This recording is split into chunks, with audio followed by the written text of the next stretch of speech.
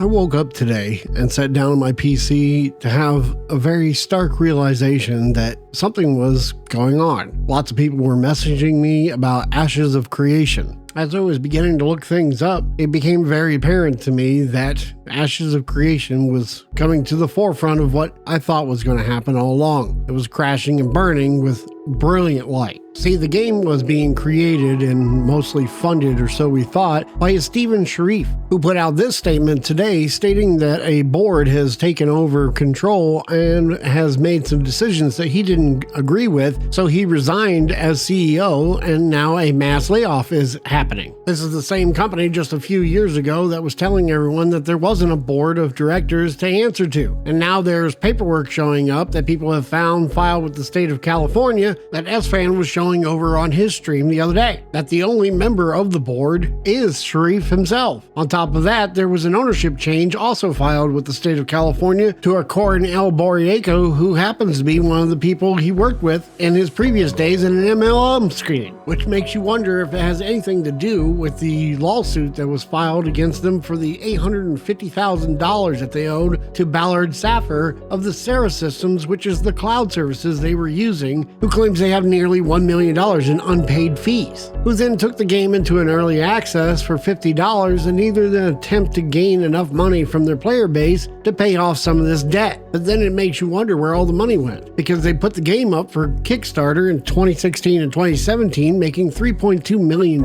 from nearly its 20,000 backers. I started to feel like Ashes of Creation was a scam when I noticed that they were selling early access packages for nearly $500 fucking dollars, to which 10,000 players purchased, and about another 100K opted for the $250 package that was just under that, for a total of $25 million fucking dollars in revenue. At one point, Sharif himself had even said that the company had made $45 million in total, just from the sales of cosmetics alone. We're no strangers to hearing the large budget costs of some of these games. Just look at Star Citizen, but at least they post their financials publicly. What we're seeing here is a shift in bad actors. Previously, you could find some bad actors that were just developing asset flip games and sending them out and collecting a bunch of money and then collapsing their company. Now the developers themselves are being scammed by the very management that's actually running them. It just begs the question of how long are we going to continue to let CEOs and shareholders cause the decisions that are being made that are taking advantage of not only the viewers and people that are buying their products, but even the developers themselves, who worked hard on this project in good faith, believing that they were working on a legit title. We have proof of that by looking at what exactly happened. Not only did the CEO step down, but all of their entire senior management staff, who knew what was going on before any developer or employee. That means that these Class A pieces of shit all sat in a room or a conference meeting and figured this out and bailed ship and left their employees and developers to fucking rot. I wouldn't be too surprised if we didn't find out later that the majority of the senior management staff were also members of the said MLM that everybody has been talking about when it comes to Sharif. As a CEO, you not only have a responsibility to shareholders if there is shareholders involved, but to every single employee you hired. See, for the longest time, content creators were able to find out which ones were going to be scams on the basis of how the games were designed. And that wasn't the only way that it could be found, but it was a very common way. So now bad actors are taking a cue from the most largest criminals in the world,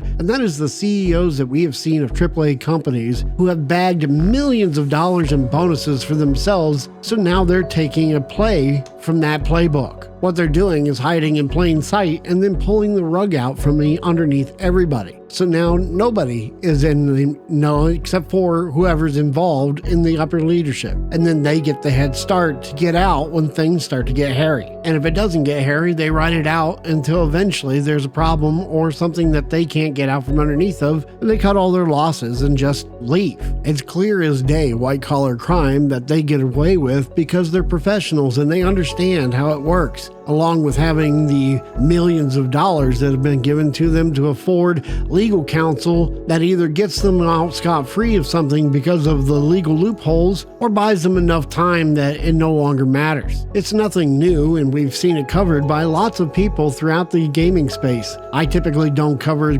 content like this because I prefer to do just playing the games. But this affects a wide range of people and has huge implications on the gaming industry as a whole. That even affects me, and I didn't even buy into the fucking game. Because now we have talented developers that are losing jobs and not being paid or having their money squandered onto believing into a product and a company that's not even actually a real fucking company. And they get taken for stock options, as well as the public being taken for $45, $50, $60 million, maybe even more, and essentially taking work experience and money away from talented developers and other projects where that money may have gone had this pile of shit not actually existed. Some developers won't even be able to find jobs because they'll be associated to whatever the fuck this turns out to be. And it destroys trust in the gaming community, especially for those who are not professionals or just getting started who have put together an ambitious project. We can name any number of streamers and or content creators that have made their own games that won't have trouble finding ways of getting into the industry with shit like this happening all the time. Who do you trust? Who do you work for? Is the money actually going to be there? Will the job be stable? Nothing seems to be stable anymore. On top of all these things happening, there's the possibility that everybody that bought into the game won't even see a dime returned to them. A $500 investment that'll never be returned to them, all simply because they were scammed under some legal loophole to make it legal as a CEO to run business in this manner.